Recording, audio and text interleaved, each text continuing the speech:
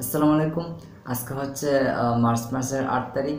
তো আজকে আমি একটা ভিডিও আপলোড করছিলাম, হয়তো ভিডিওটা আজকে আপলোড করা হবে না। এখন যে ভিডিওটা মেক করতেছি সেটা হয়তো মার্চ মাসের 9 তারিখ মানে আগামীকাল আপলোড করা হবে। সো যে জন্য আর কি ভিডিওটা মেক করছিলাম সেটা হচ্ছে আমি আমার চ্যানেলটা ক্রিয়েট করে আজ থেকে প্রায় 6 মাস আগে, ঠিক আছে। সো তখন আমি অ্যাকচুয়ালি টেক বম্বু চ্যানেলটা ফলো করতাম, ঠিক আছে। মানে ওখানে যে ধরনের ভিডিও মেক করা হয়তো সেম সেগুলো আমি আমার এই চ্যানেলে আপলোড করতাম। তো বেশ কিছুদিন যাওয়ার পরে কয়েকটা ভিডিও আপলোড করা হয়ে গেছিলো। সো তারপর কোনো একজন ইউটিউবার মেয়ে আর কি আমাকে একটা কথা বলছিল যে নিজে থেকে কিছু করেন তাহলে আপনি নিজের জায়গা থেকে সফল হতে পারবেন। অন্যটা কপি করে বা অন্যের জিনিসগুলো কপি করে আপনি কি বোঝাতে চান, এরকম একটা কিছু আর কি, ঠিক আছে। তো ওই কথাটা আসলে আমার বিবেকে লাগছিল বা আমার মানে কথা ভালো লাগছিল, কথাটা যেটা ছিল মানে এটার মর্মটা আমি বুঝতে পারি। তারপর আমার কয়েকটা ভিডিও মানে যেগুলো কপি করা হয়েছিল সেগুলো আমি ডিলিট করে দিই, ঠিক আছে। তারপর আমি আর কি আমার নিজের মতো করে আস্তে আস্তে আস্তে আস্তে চালিয়ে যাই।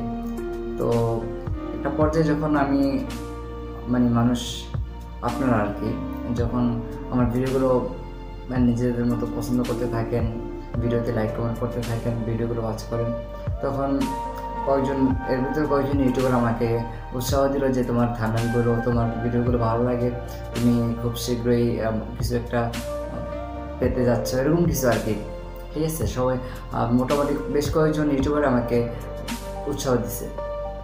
দেন আর কি আমি নিজের মতো করে কাজ চালিয়ে যাই।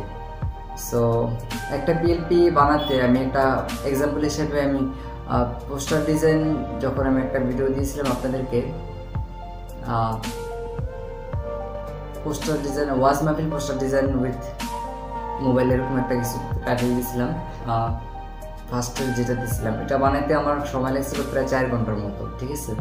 সো 4 ঘন্টার মতো বানাতে মানে ভিডিও এডিট করা বাদ দিয়ে জাস্ট পোস্টার ডিজাইনটা করতে আমার 4 ঘন্টার মতো সময় লাগছিল। তো সব কিছু কমপ্লিট করতে প্রায় একটা ভিডিও বানাতে দেখা যায় 6-7 ঘন্টা সময় এমনি লাগে। আর তাছাড়া যদি আপনার ফোনটা ওরকম স্পেশাল না হয় বা দামি না হয় আর র্যাম রোম কম থাকে তাহলে তো আপনার দমটা একেবারে বাড়িয়ে যাবে। সো শেষ পর্যন্ত যখন আমি আমার ইদানিং যে ভিডিওগুলো দিতেছি সবার কাছে ভালো লাগতেছে, আমি একটা বিষয় ক্লিয়ার হয়নি যে আমার যে লিঙ্কগুলো আমি শেয়ার করি গুগল ড্রাইভে, ঠিক আছে, গুগল ড্রাইভে লিঙ্কগুলো শেয়ার করার পরে সেগুলো আর অন্য কেউ ডাউনলোড করতে পারে না। কিন্তু আমার দোষ না, এটা আমার দোষ না, আমি আমার মতো লিঙ্কগুলো ওখানে শেয়ার করে দেই। তারপর যখন মানে গুগল আমার পিএলপিগুলো আপনাদের কাছে দিতেছে না, এটা তো আমার দোষ না।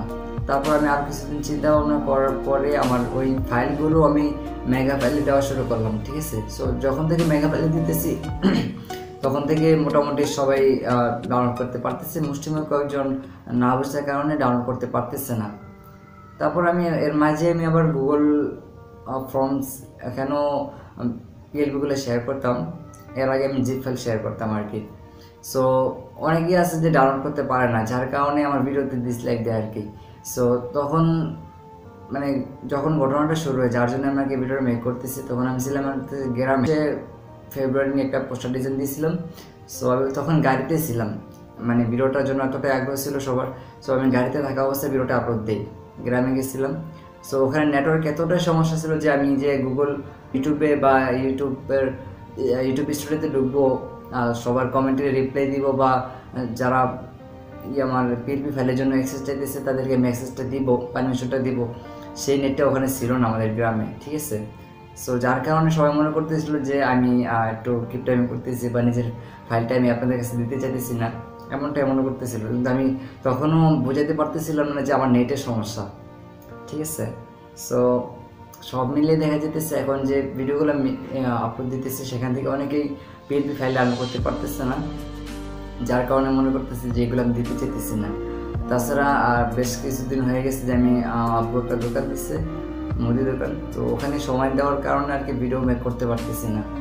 তো সব মিলিয়ে এখন একটু মানুষ বোঝা যেতেছে যে আপনারা আমাকে ভুলে বুঝতেছেন, ঠিক আছে, যে আমি পিএলপি ফাইলগুলো, পিএনজিগুলো বা ব্যাকগ্রাউন্ড মিউজিক এভরিথিং যেগুলো আছে আপনাদের কাছে দিতে চাইতেছি না, এটাই মনে করতেছেন। কিন্তু এগুলো তো আমি কালেক্ট করতেছি আপনাদের জন্যই, ঠিক আছে। মানে সময়ের কারণে অনেক কিছু দেওয়া হয় না হয়তো, বা অনেকেই মেসেজ দেন। আমি মানে চেষ্টা করি প্রতিদিন রাতে কয়েকজন এর মানে জরুরি এগুলো আমি মেসেজে রিপ্লাই দেওয়ার জন্য, বা জরুরি কথাগুলোর আপনাদের সাথে একবারে ফ্রেন্ডলিভাবে কথা বলার জন্য।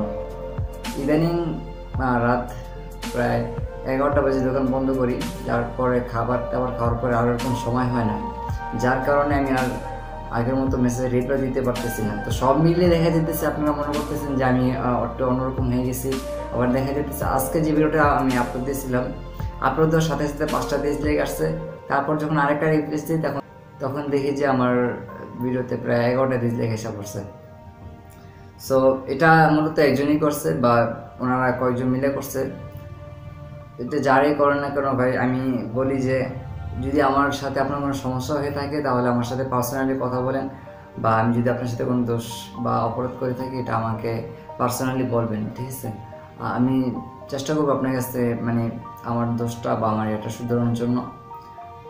সো একটা ভিডিও বানাইতে যে কতটা কষ্ট হয় এটা আপনারা ভালো বুঝবেন যারা ইউটিউবার তারা, আর যারা ইউটিউবার না তারা হয়তো বা বুঝবেন না। তারপর বলতেছি যারা ডিসলাইকগুলো দিচ্ছেন কষ্ট করে ডিসলাইকগুলো তুলে নেবেন।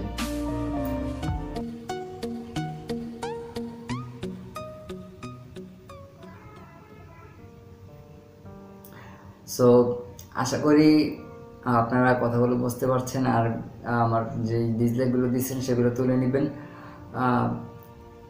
আমি আর কিছুদিন পর থেকে দেখি ইউটিউবে আবার আগের মতো রেগুলার হওয়ার চেষ্টা করব। সবাই ভালো থাকবেন। আর যারা ডিসলাইকগুলো দিয়েছেন আশা করি ডিসলাইকগুলো তুলে নেবেন।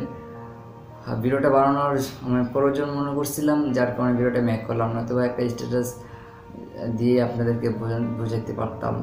যেসব ভিডিওর কারণে আমার প্রতি আপনাদের ঘৃণা সৃষ্টি হয়েছে, আশা করি আপনাদের সাথে কথাটা ক্লিয়ার হয়ে গেছে যে কেন আপনারা পিএলপি ফাইল এবং পিএনজিগুলো ডাউনলোড করতে পারেন না। আমি আমার দিক থেকে ফুলি চেষ্টা করি, কথাগুলো বলতে পারতেছি না, একটু কষ্ট হয়ে যেতেছে।